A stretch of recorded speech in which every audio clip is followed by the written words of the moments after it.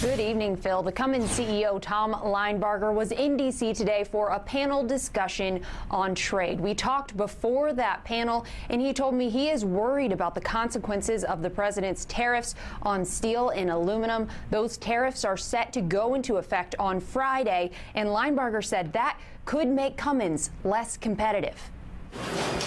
One of Indiana's largest companies is warning a trade war could lead to job losses in the state. Trade is what created their job in the first place. CEO Tom Linebarger argues the president's attempt to prop up America's steel and aluminum industries will drive up costs for manufacturers like Cummins. My concern is that for every job we add in the steel industry, we may cost 18 jobs in companies like Cummins that use steel.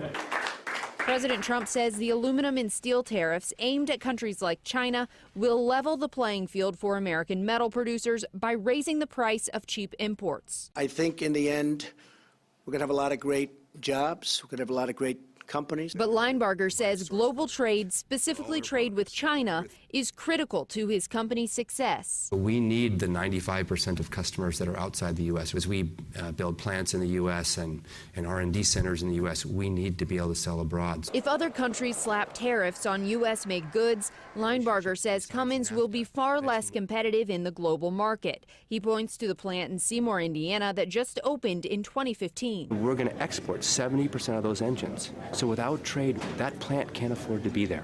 So we need trade for those jobs to be in Seymour, Indiana. Linebarger says instead of tariffs, the Trump administration should work with our allies on a comprehensive strategy with measured steps to deal with China.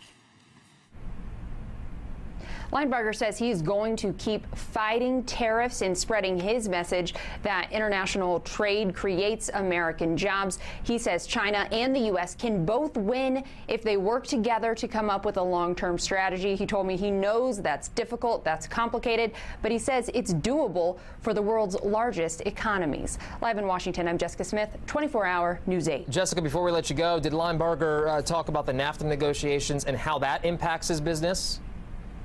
He did bring up NAFTA. He said NAFTA and his company's relationship with China are the two most important factors to Cummins' success. You'll remember we talked to Linebarger last year when he was here on Capitol Hill testifying about the importance of NAFTA. He said today he feels like negotiations are progressing, and he really hopes the three countries can come together and modernize NAFTA but keep the agreement in place.